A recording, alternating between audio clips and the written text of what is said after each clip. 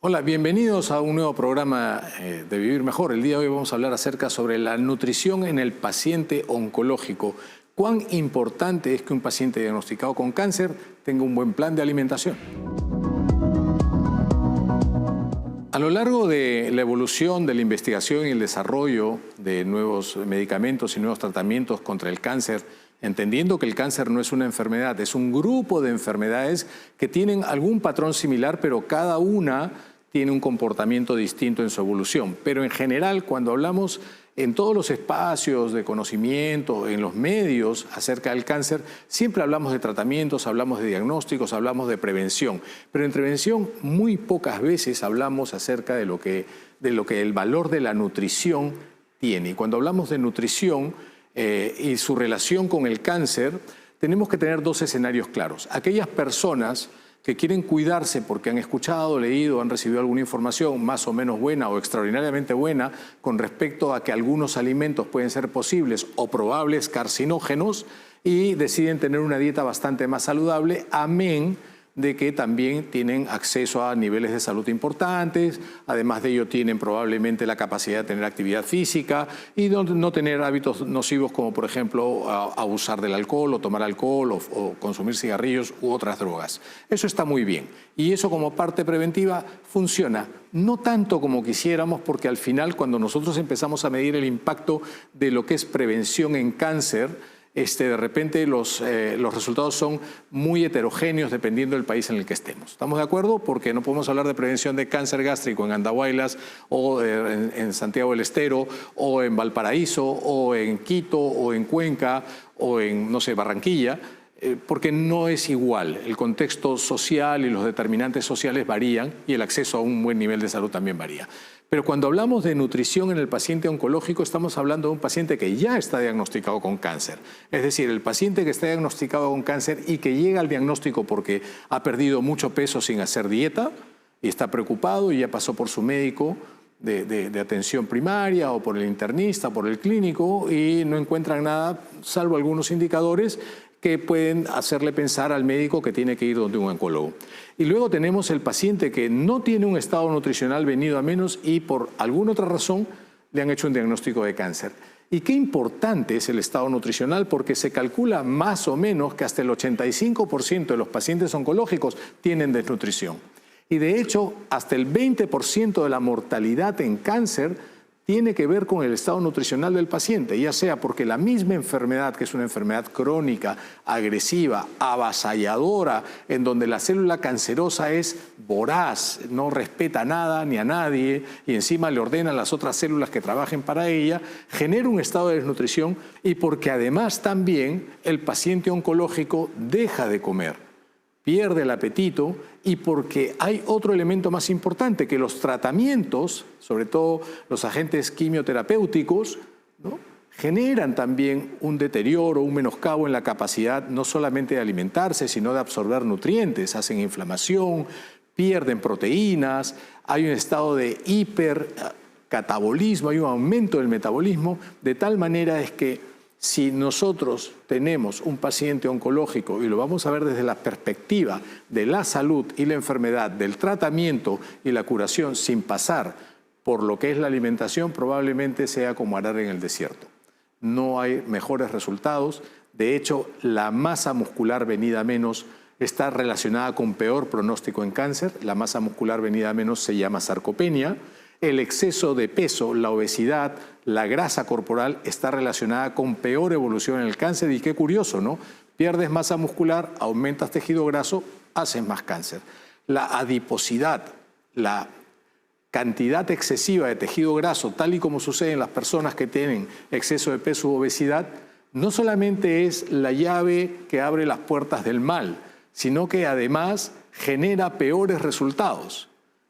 Por lo tanto, lo más probable es que tengamos que tener otros factores a considerar y lo más probable es que necesiten espacios de divulgación, como lo que intentamos hacer acá en Vivir Mejor, para poder tener por lo menos acceso a información de calidad y a cada quien tome sus decisiones. Hoy día vamos a hablar acerca de la nutrición en el paciente oncológico, cómo es que las diferentes escuelas oncológicas del mundo abordan el manejo complementario e importantísimo de lo que es el tratamiento y la recuperación de un paciente oncológico. Si bien es cierto, el tiempo en el que se hace el diagnóstico y el acceso rápido a un tratamiento de calidad influyen, pero la nutrición es vital. Bienvenidos nuevamente a Vivir Mejor. Nosotros nos vamos a una pausa y en el siguiente segmento vamos a estar hablando con un doctor en salud pública, especialista en nutrición y sobre todo en nutrición oncológica, para que ustedes tengan más claro el panorama. Ya volvemos.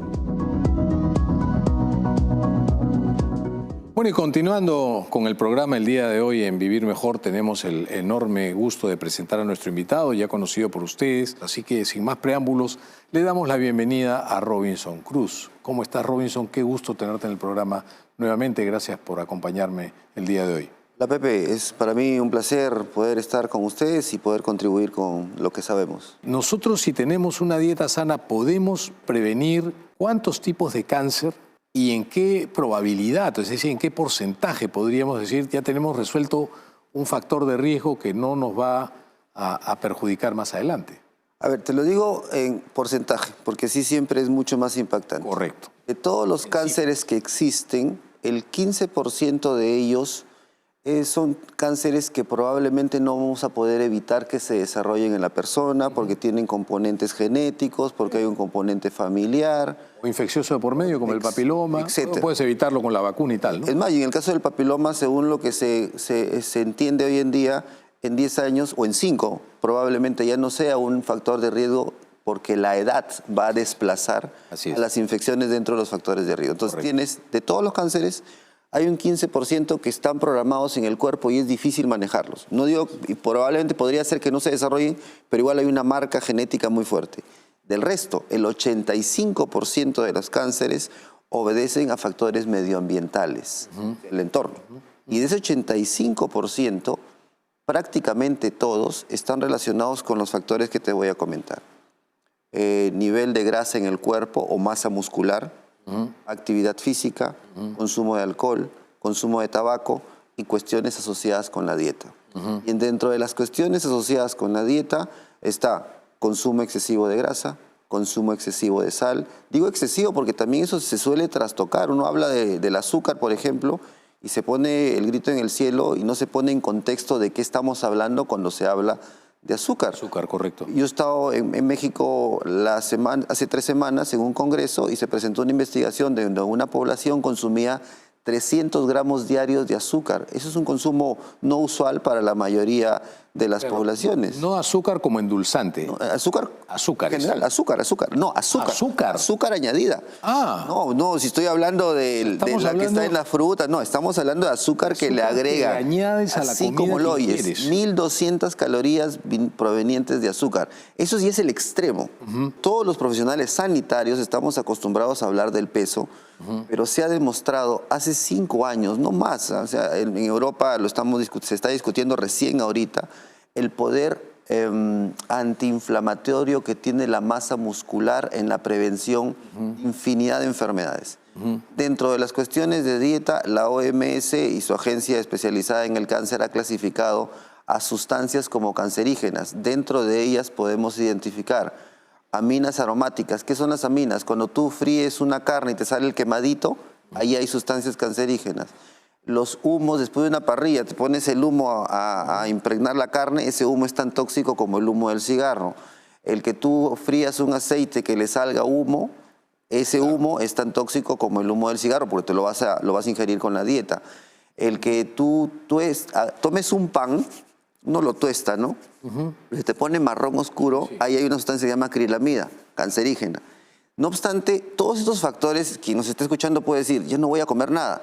Son factores que se van sumando entre ellos, ¿no? Si yo, por ejemplo, estoy acostumbrado a comer pan demasiado tostado, pero nunca he comido vegetales, nunca he comido frutas, nunca he comido verduras y estoy todo el día sentado, tengo más riesgo que por ahí eventualmente se me quemó el pan, lo comí, pero como mucha verdura, como muchos vegetales, tengo una masa muscular. No estoy hablando de masa muscular de gimnasio, nada. Correcto, ese es otro aspecto importante. No estamos hablando de fisicoculturista, estamos hablando de que una persona delgada puede tener un contenido de grasa importante. Claro. No, ser delgado no hace... No te hace santo. No te hace santo, exactamente. No te vacuna, entre comillas, no te protege. frente a la presencia de grasa. Y la grasa es el principal amigo de las enfermedades, entre ellas el cáncer. Me gusta lo que acabas de mencionar, porque tú puedes tener una dieta en donde de repente se te escapan algunos caracoles y no te cuidas mucho con las grasas, pero si consumes frutas, verduras,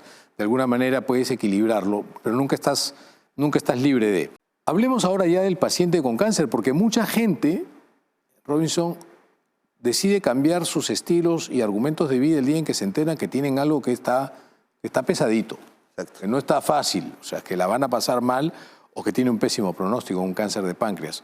¿En qué momento los médicos, los oncólogos, ¿sí?, empezaron a pensar que el paciente oncológico no solamente necesita un buen diagnóstico en el momento apropiado, un buen tratamiento con quimio, radio o cirugía, sino también empezaron a ver que necesitaban tener al lado de ellos a expertos en nutrición? A ver, te voy a responder con un estudio que se acaba de publicar para decirte qué tan concientizados están los médicos oncólogos sobre la importancia de la nutrición. Te respondo de la siguiente manera. En mayo del 23 de este año se ha publicado un artículo, un estudio de investigación que se llama Pronto. Es un protocolo que le pide a los médicos oncólogos que le hagan 3 preguntas al paciente. ¿Has dejado de comer? ¿Sientes que has perdido peso? ¿Te sientes débil? Y si la respuesta es afirmativa, les piden, por favor, casi, que lo deriven a un especialista de nutrición.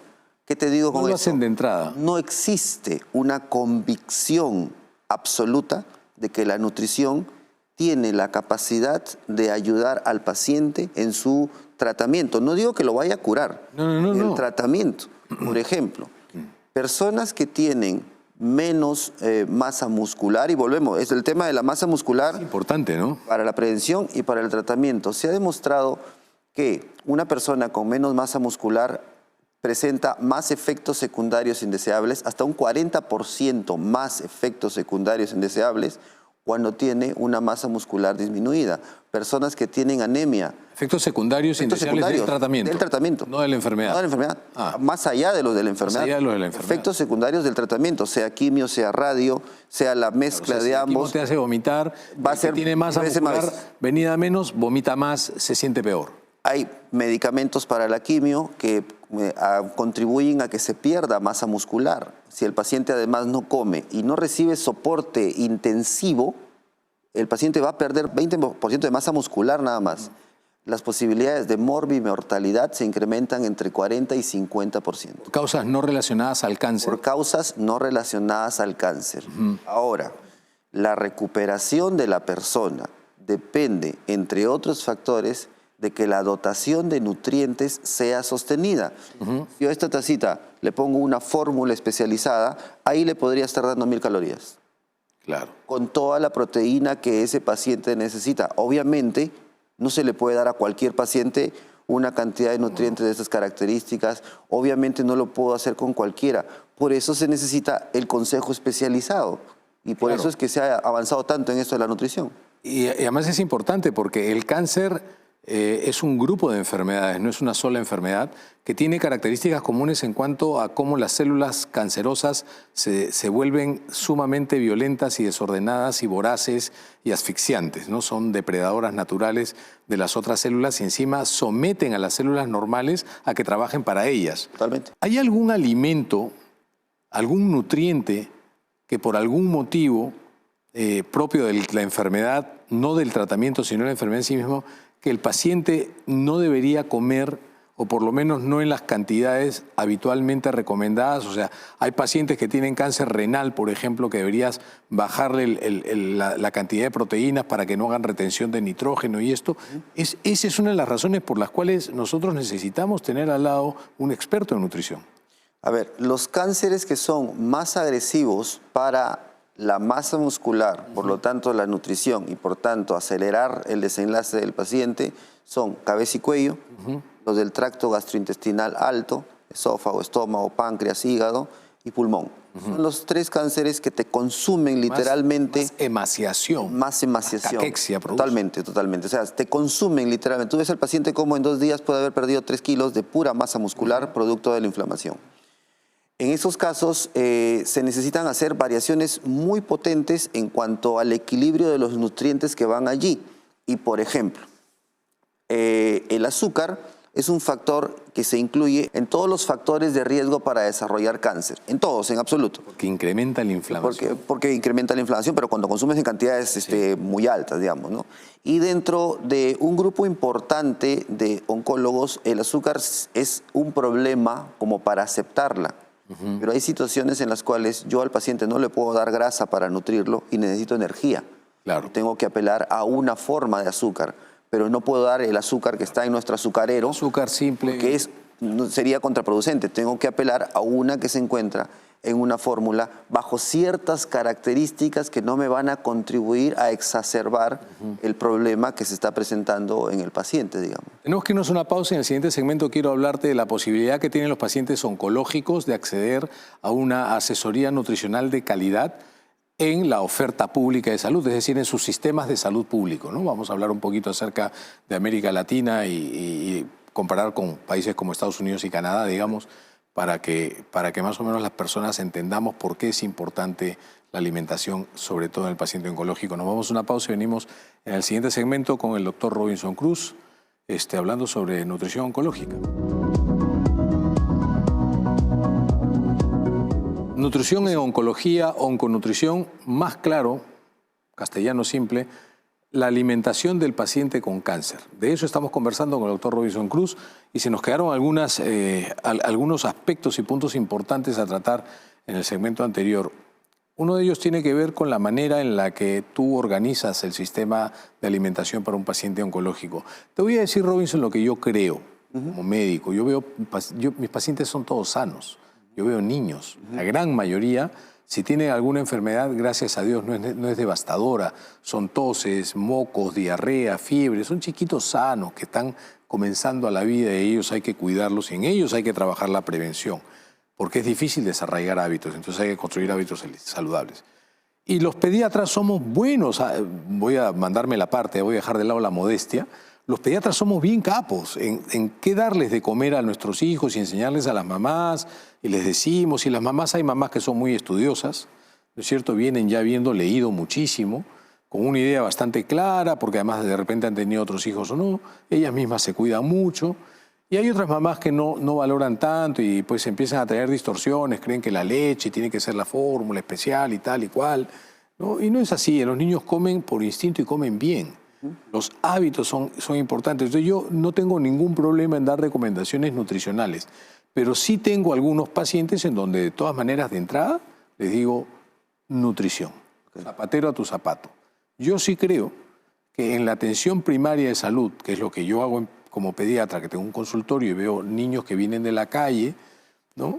Lo mismo debería ser el oncólogo, el cardiólogo, el gastroenterólogo que tiene su consultorio, trabaja en un centro de atención primaria, público, privado, no importa, es incidir en algo importante, sobre todo en cáncer, ¿no? El oncólogo de atención primaria que está haciendo consulta ambulatoria, llega una persona que la acaban de transferir porque creen que tiene una neoplasia, de entrada ya debería estar revisando cómo come, cuánto pesa, cuánto mide, hablando con un nutricionista y pasándole la interconsulta a nutrición.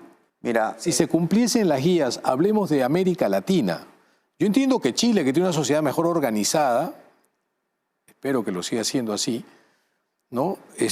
O Argentina o Ecuador, de repente hay la escuela oncológica en estos países, digan, no, sí, acá nutrición de entrada, ¿no? Países como el nuestro, países que están sometidos bajo regímenes muy complejos, autoritarios, muy corruptos, donde la salud y la vida son solamente para las campañas presidenciales y no para otra cosa más, no lo hagan tanto así. Y la sociedad civil se organiza, los profesionales se organizan y tratan de ayudar, pero a veces las puertas se les cierran. ¿Cómo se organiza esto? A ver, país por país, muy rápidamente. El país que mejor sistema de organización de nutrición oncológica tiene es Brasil, en toda Latinoamérica. Tiene una cantidad de nutricionistas especialistas en nutrición oncológica bastante bien diseñado, hacen investigación. Y el tema de niños es muy preocupante porque en ellos no solamente está el tema del cáncer, los estragos del cáncer, sino que además está el crecimiento. Es mucho más complejo todavía. Claro, el niño oncológico es otro gran problema. Y además hay estudios de niños que han tenido cáncer que cuando adultos desarrollan una serie de patologías propias de la respuesta a la quimioterapia. Entonces hay una investigación claro, bastante desarrollada al respecto. Totalmente. Argentina, Chile tienen sistemas de salud, digamos, algo mejor, tampoco están superlativos, eran muy desarrollados para lo que era el entorno sudamericano, pero en la parte de nutrición oncológica no han desarrollado. Bolivia, no puedo ni siquiera mencionarlo, Ecuador no tiene la especialidad. En el caso colombiano se están desarrollando trabajos para darle mayor énfasis a la nutrición oncológica. Centroamérica es muy poco lo que se ha avanzado en nutrición oncológica y México depende mucho del Estado mexicano al que tú estés hablando. A mí me interesa mucho el panorama mexicano, ¿no? Porque son más de 200 millones de mexicanos. De hecho, la obesidad y el exceso de peso es algo que a los mexicanos los ha golpeado muchísimo y creo que han mejorado mucho en sus cifras. Hay que reconocerlo, ¿no? En México va a depender mucho del estado al que tú estés visitando, porque, por ejemplo, todo lo que es Ciudad de México, por ser una capital, tiene niveles de desarrollo, de investigación. El Instituto Mexicano... Muy poblada, por supuesto. Muy poblada. El Instituto Mexicano de Seguridad Social tiene equipos de nutrición.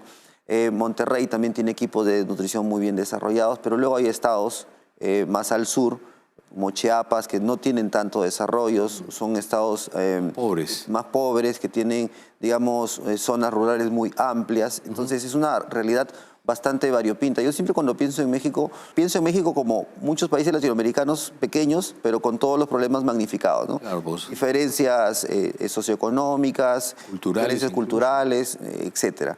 En general, lamentablemente, el tema de nutrición oncológica en Latinoamérica todavía está en pleno proceso de desarrollo. Si nos vamos hacia el norte. Si nos vamos a Estados Unidos, sí hay un desarrollo significativamente, un desarrollo relativamente mayor. ¿Por qué? Porque hay un sistema mejor organizado, porque está la Academia Americana de Nutrición y Dietética que te establece parámetros para por lo menos empoderar sobre qué tienes que hacer como prevención. Que además dictaminan normas de políticas públicas, ¿no? Influyen muchísimo sobre las decisiones políticas, no es al revés. Por ejemplo, Chile tiene el sistema de médico de familia, es un sistema adoptado del modelo español y europeo, ¿no? Pero no hay el tema de nutrición oncológica especializado que esté inmerso en todos los ámbitos, no existe. Como dijiste hace un momento, el cáncer son 300 enfermedades diferentes y cada una con una característica particular y está muy ligada con la obesidad. Ahorita en el mundo hemos pasado en el 75, teníamos 10%, menos del 5% de gente con obesidad. Ahorita estamos bordeando del 35 a 40% en algunos países y en Latinoamérica estamos en 30% en promedio de adultos con obesidad. O sea, ¿y por qué la obesidad es un caldo de cultivo para el cáncer? Porque cuando hay obesidad, el tejido adiposo produce inflamación. Hay resistencia a la insulina, que significa que circula demasiada insulina en el torrente sanguíneo.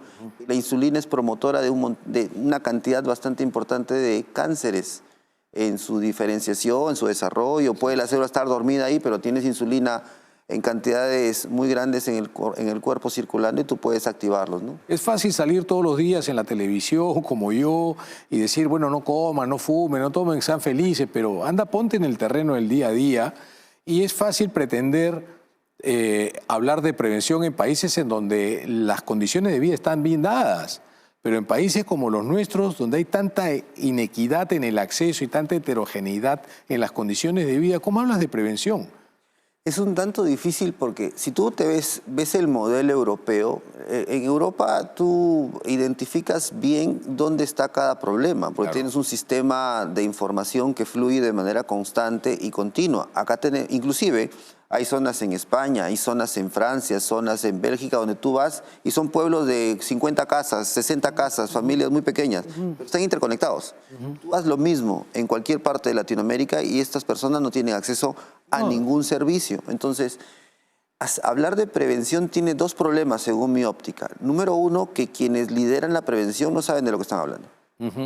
Por hacer ruido político, tergiversan la información y hacen que las personas tomen miedo de cosas que no tienen por qué, digamos, temer. Así es. Y se olviden de cosas que pueden ser previsibles y muy manejables. Claro. Yo he empezado la conversación contigo el día de hoy, he incidido mucho en el tema de la composición corporal, porque es algo extremadamente fácil de controlar, Sí. sencillo. Sí, así es. Podríamos, inclusive, bueno, ahora hay equipos sofisticados que te permitirían ver cuál es tu composición, que sería el ideal. Así como tenemos Sí, claro. todos la posibilidad de pasar un control preventivo de cáncer, todos deberíamos medirnos la masa muscular al menos una vez al año, que no es lo mismo que medir el peso. Así es, son dos cosas diferentes. Totalmente diferentes. Yo me mido la masa muscular y puedo tener una idea de cómo va mi cuerpo, mi estado inflamatorio, y todas las cosas que se pueden prevenir son increíbles. O sea, la investigación ha avanzado tanto y hay tanto donde se puede hacer, pero tenemos un entorno donde te dan la información mal. Así es. Y luego, cuando la quieres aplicar, no tienes formas de articular todos los niveles de atención. No es aterrizable muchas veces.